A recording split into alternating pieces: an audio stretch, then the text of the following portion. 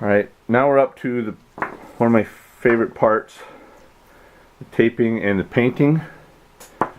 And you take the pieces that you have all sanded.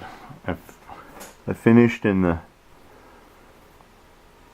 the sides are sanded and the top is sanded where it's going to slide against each other. And the pieces that fit, you can see where they're gonna slide next to each other. What you do is you tape off the bases where you don't want to have paint, because if the paint gets on the bases, even just a small powder paint, then you have it all inside the puzzle. It grinds off inside and it causes the puzzle not to be able to slide very well. So what I did was I taped off the bases and I left open the parts where I'm going to want paint. So as you can see, you just take some masking tape. I have 1-inch masking tape, and what I do is you take the tape and you stretch it over the base pieces, so you're covering them. And you don't have to be perfect and you don't have to be neat, just slop it on, cover the base.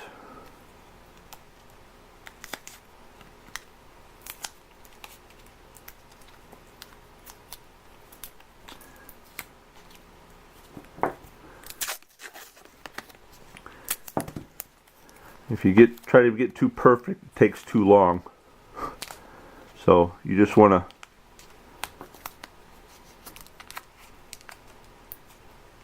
get it covered.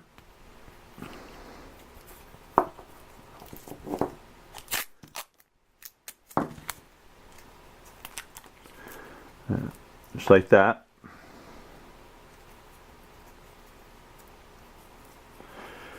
So you have your base covered, and then you'll still be able to paint the sides and top. And I'll show you a trick when you lay them out. Okay, here's a trick that I learned when I lay the pieces out. What I do is I take the tape and I make strips. Take a strip of 1-inch tape and I lay it down so that the sticky part is face up. And I fold it over and I stretch it tight. That way I can lay the pieces on by sticking them to the floor face up the way I want to paint them. And as you can see, they're already arranged in nice, neat rows.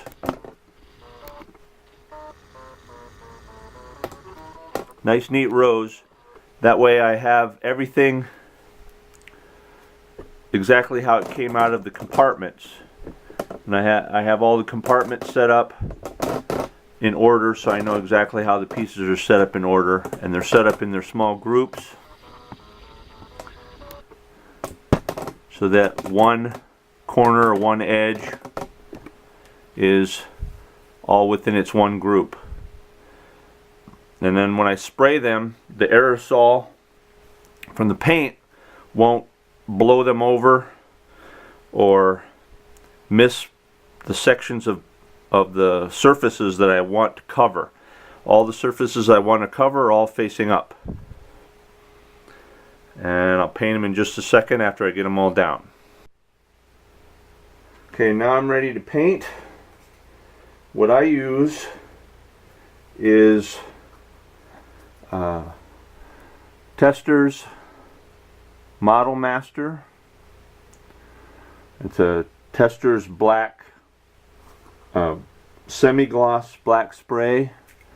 This is the model number 28156, and it's a semi-gloss black spray. They don't come in any bigger cans than this, but I buy plenty of it from the hobby shop so that I could make sure I have some at all times. Then you want to just spray the surface of them lightly.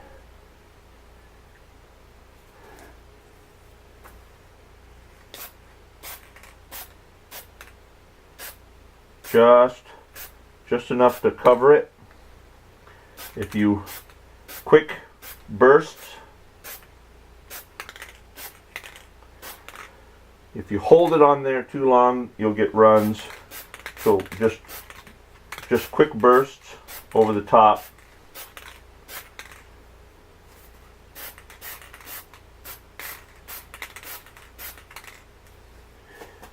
And the front and the sides.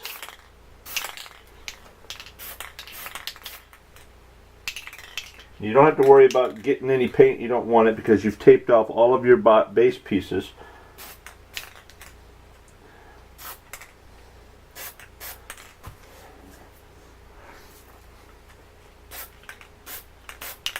And as you can see with the tape that I have down, they don't fall over. They shouldn't fall over. They're all facing up.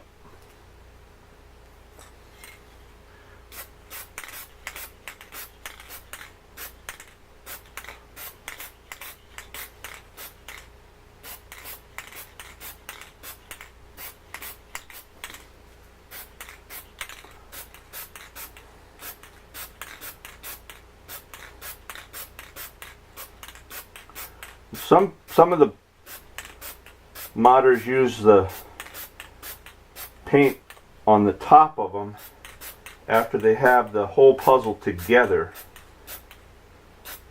but then they don't get the paint down on the edges where they want. That's why I do every piece separated, just like that. Then when you're all done, you just let it dry. It's good to have it in the dehumidified area so that it dries nice and solid. And when you're done, you could polish it, or you could just put the stickers right on afterwards. I usually put it together right after I finish painting it and it's completely dry. So I'll show you that step next.